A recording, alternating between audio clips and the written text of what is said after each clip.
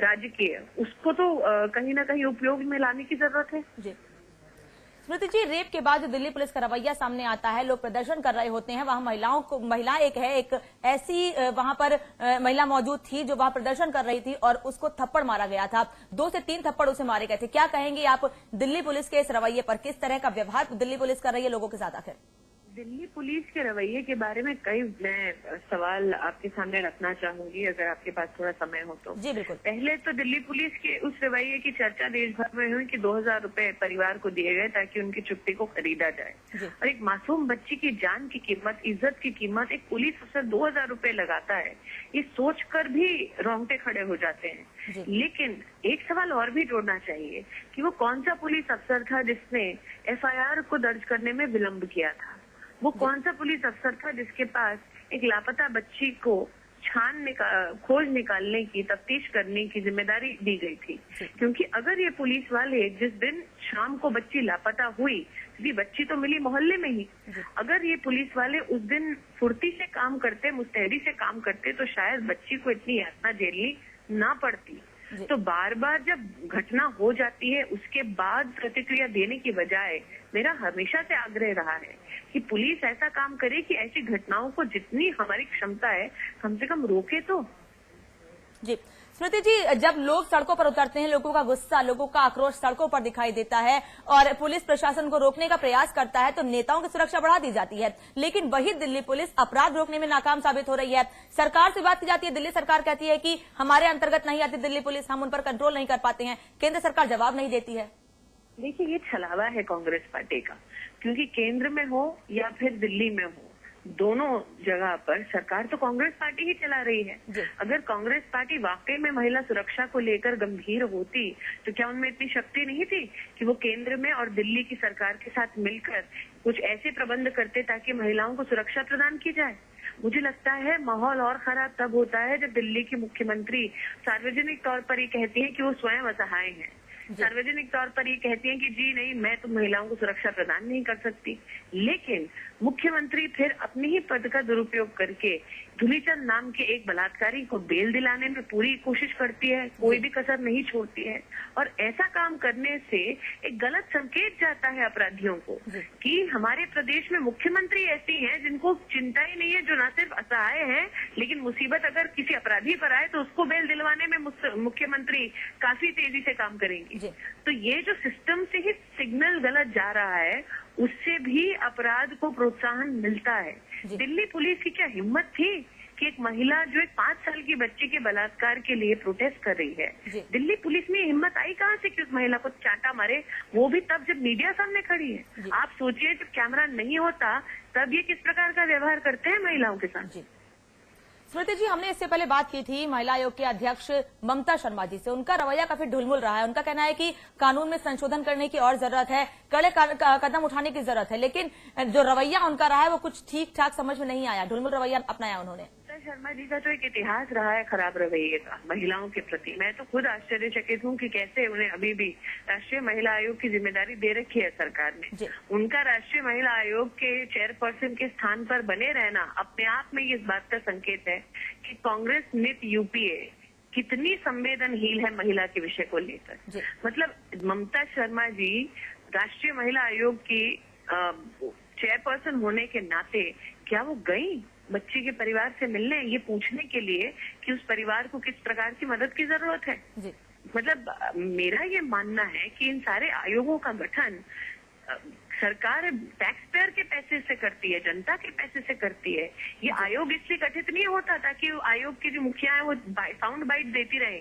आयोग का गठन इसलिए होता है ताकि मुसीबत की घड़ी में महिलाओं के साथ, बच्चों के साथ ये लोग खड़े रहे, कदम से कदम मिलाकर चलें ताकि इंसाफ मिले।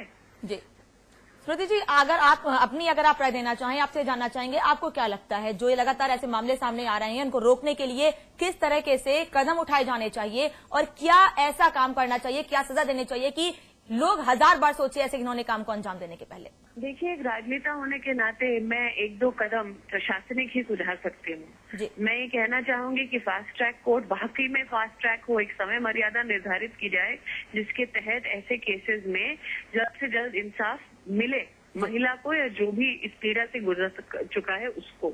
दूसरा, पुलिस ऑफिसर्स का परफॉर्मेंस ऑडिट होना चाहिए।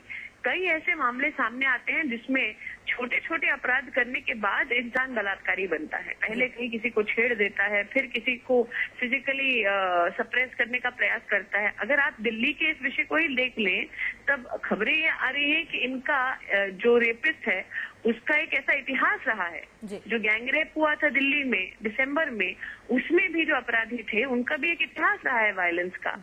तो कहीं ना कहीं हमारे सिस्टम में इस बात को भी ढालने की जरूरत है कि अगर ऐसे अपराधी तत्व आपके शहर में हैं जिनका ऐसा इतिहास रहा है, तो क्या उसकी जानकारी आपके लोकल थाने में है लोगों को? और अगर ऐसी जानकारी है तो आसपास के नागरिकों को अथवा संस्थाओं को क्या ऐसे अपराधी तत्वों के मौजूदगी का एहसास है?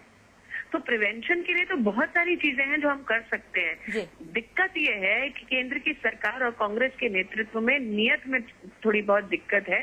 उनकी नियत में अगर कोई भी इस प्रकार की सफाई होती कि हाँ भाई मिलजुल कर हमको कहीं ना कहीं कम से कम अपनी जिम्मेदारी का एहसास करते हुए अपनी ओर से पूरा प्रयास करना है, तो शायद आज दिल्ली की सड़कों पर इतने लोग आंदोलन में नहीं उतरते। धन्यवाद स्मृति जी, हमें समय देने के लिए, हमसे बातचीत करने के लिए। तो सवाल कई उठ रहे हैं सरकार के ऊपर भी, प्रशासन के ऊपर भी, और इस वक्त हमारे साथ फोनलाइन पे जो मौजूद हैं कविता कृष्णन जी, महिला अधिकार कार्यकर्ता हैं, उनसे इस विषय पर चर्चा करेंगे, बातचीत करेंगे। कविता जी, स्वागत है आपका समाचार प्लस में। एक और रेप दिल्ली में सामने आया है, लगातार वारदात बढ़ती जा रही है, क्या कहेंगी? मैं अखिल भारतीय प्रगतिशील महिला एसोसिएशन की ओर से मैं बोलती हूँ। मेरे संगठन का नाम आप हमेशा दिया करिए।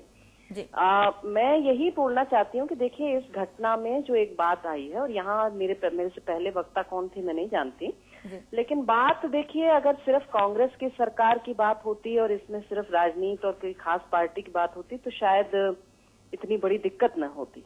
लेकिन मैं तो देश भर से खबरें बता सकती हूँ, देश भर से।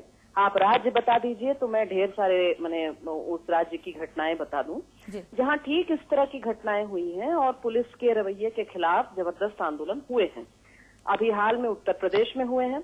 कल भी मेरे संगठन ने पूरे उत्तर प्रदेश भर में प्रदर्शन किया अलीगढ़ वाली घटना को लेकर के। बंगाल में हो चुके हैं, भाजपा शासित प्रदेशों में भी हो चुके हैं, उत्तराखंड तक में हो चुके हैं। अभी कुछ ही महीनों पहले की बात है कि एक छोटी बच्ची के साथ गैंगरेप की घटना को लेकर के हल्द्वानी के आसपास एक बहुत बड़ा जन आंदोलन खड़ा हुआ था, और ये हुआ है। और पुलिस के रवैये को लेकर के ढेर सारे लोगों को विरोध था उस मामले में। तो मैं ये कहना चाहती हूँ कि दरअसल इस मामले में कुछ बातें सामने आती हैं कि इसको रोकें कैसे। तो यहाँ जो मूल विषय लोग उठा रहे हैं प्रदर्शन में वो ये है कि जो पुलिस वाले अगर कानून तोड़ते हैं खुद, तो उन पर सख्त से सख्त कार्रवाई कोई सरकार क्यों नहीं करती, क्यों जेल नहीं भेजती? अगर कोई पुलिस वाला प्रदर्शनकारी लड़की को थप्पड़ मारता है, क्यों जेल नहीं जा सकता वो एसीपी? अगर कोई घूस देता है, किसी बच्ची का बाप कह रहा है कि हमको घूस दी गई, तो उसे जेल क्यों नहीं हो सकती? एफआईआर न दर्ज करने के लिए जेल का प्रावधान या पुलिस वालों के लिए, ये जिस कानून को हमने लड़ करके अभी जीता, जो अभी पास किया गया पार्लियामेंट में इतने बड़े आंदोलन के बाद, उसमें प्रावधान है, लेकिन उस प्रावधान के तहत किसी की गिरफ्तारी क्यों नहीं कभी होती है, क्यों एफआईआर दर्ज नहीं होती? एक बात तो ये है। और दूसरी बात मुझे लगता है ये कि इसमें जो पूरी प्रवृत्ति है, जो कि नेता खुद जिसको बढ़ावा देते हैं इस प्रवृत्ति को, जहां किसी घटना के घटने पर महिलाओं को खुद दोषी ठहराने का जो एक वो चल पड़ता है कि आपने ऐसे कपड़े पहने होंगे तो ये किया होगा, लक्ष्मण। कविता जी, इस समय की कमी है इसलिए आपको यहाँ पर रोकना चाहेंगे, माफी चाहेंगे। धन्यवाद हमसे जुड़ने के लिए, अपना समय देने के लिए। तो महिलाओं के ऊपर, लड़कियों के ऊपर सवाल उठते हैं कि आखिर अपने ऐसे कपड़े पहन रखे हैं और शायद इसीलिए छीटाकशी होती है और ऐसे मामले सामने आते हैं। लेकिन जरूरत है प्रशासन को कड़े कदम उठाने की, और कहीं ना कहीं जो कानून बन रहे हैं वो प्रशासन के संज्ञान में लाने की।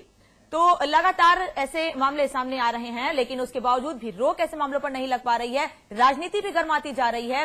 तमाम नेता कहते हैं कि कानून बनने चाहिए, लेकिन कानून केवल क्या, कागजों पर बनने ही सही है। 50 मिनट सुबह पे ये सूचना प्राप्त हुई कि उपरोक्त गुमशुदा लड़की का शव ग्राम लक्ष्मीपुर, जो थाना बन्ना देवी जनपद अलीगढ़ में है, के खाली प्लॉट में पड़ा है। इस सूचना पे रात्रि अधिकारी और पुलिस बल जो है वो मौके पे पहुंचे थे, और मौके पे पहुंचने के बाद थाना बन्ना देवी में मुकदमा अपराध संख्या 246/13 धारा 364, 384, 302, 201 एवं 5A/6 बाल यौन संरक्षण नियंत्रण अधिनियम 2012 के अंतर्गत मुकदमा पंजीकृत किया गया था। उसके बाद इनका जो है बच्ची का जो है वो पोस्टमार्टम कराया गया था और पोस्टमार्टम रिपोर्ट में cause of death asphyxia as a result of ante mortem injuries आई थी और उसमें ये भी लिखा था कि according to genital injuries it appears that sexual assault has been done. उसके बाद आपको पता होगा कि इस मुकदमे की विवेचना जो है वो अपराध शाखा को दी गई थी और घटना की सूचना देने वालों के बारे में पुलिस महानिरीक्षक अलीगढ़ द्वारा जो है वो 25,000 रुपए का इनाम की घोषणा की गई थी। कल रात आज सुबह एक अज्ञात व्यक्ति ने सूचना दी कि एक व्यक्ति जिसका नाम सुमन उर्फ सोमना है, ये इसके कलाई में और इसके गले में चोट है और ये जो है वो पुलिस अस्पताल के पास जो है संदिग्ध अवस्था में घूम रहा है। उसके बाद पुलिस को सूचना मिलने के बाद पहले इसको उपचार हेतु ले जाया गया और उपचार कराने के बाद जब डॉक्टर ने कहा कि ये आउट ऑफ डेंजर है, फिर इसके बयान जो है वो मजिस्ट्रेट के सामने कराए गए हैं। बयानों की वीडियो रिकॉर्डिंग भी कराई गई है जिसमें इसने अपनी यह कबूल किया है कि उक्त लड़की के हत्या में इसका हाथ था। उसने घटनाक्रम यूं बताया है कि जिस दिन यह घटना हुई उस दिन दोपहर में वो इस परिवार के लोगों को जानता था और जो बच्ची है उसके चाचा जिसका नाम डालचंद उर्फ टिल्ला है, उसके साथ इसने जो है वो शराब पीनी शुरू की और देर रात तक जो है वो ये शराब पीता रहा और शराब के नशे में इसको कुछ पता नहीं चला। फिर इसने कहा कि मैं शराब नशे में इस घर में गया और घर में जो है वो मैं तो इसका कहना है कि मैं उसके पिताजी को उठाना चाहता था, लेकिन ये लड़की मिली और इस लड़की को मैं शराब के नशे में उठा के प्लॉट पे ले आया और मैंने उसको मार डाला। फिर उसके बाद पूछा गया कि आप तुमने रेप किया, तो उसने कहा मुझे याद नहीं है। फिर बाद में उसने स्वीकार किया कि उसने जो है वो सेक्सुअल असॉल्ट करने की कोशिश जो है उस लड़की के साथ की। तो उसके इस कन्फेशन और इसके आधार पर इस व्यक्ति को गिरफ्तार किया गया है और जो उसने मजिस्ट्रेट के सामने बयान दिया है, जो उसके इंजरीज हैं, उसके आधार पे इस अभियोग में इस व्यक्ति को गिरफ्तार किया गया है और अब इसके जो है जितने भी फॉरेंसिक्स एविडेंसेस हैं उस एविडेंसेस को घटना के साथ जोड़ने के लिए जो है वो कलेक्ट किया जा रहा है और अग्रिम कार्रवाई की जा रही है।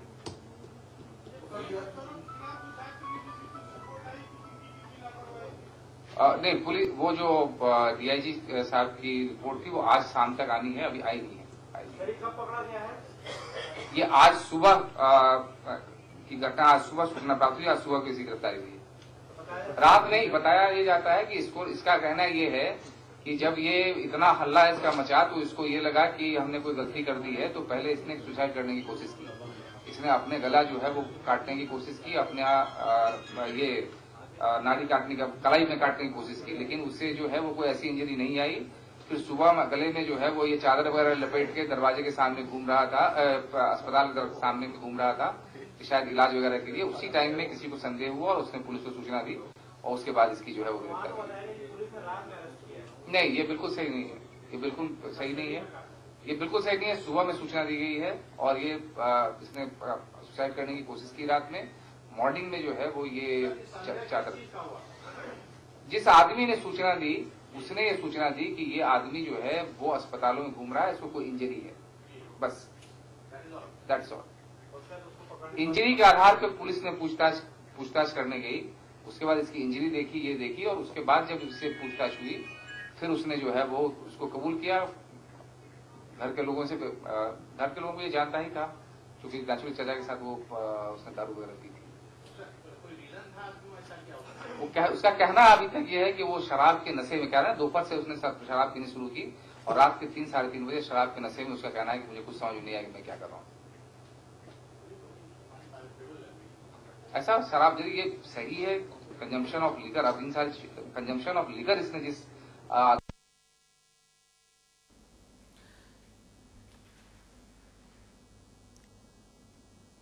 तो अलीगढ़ के आरोपी ने जो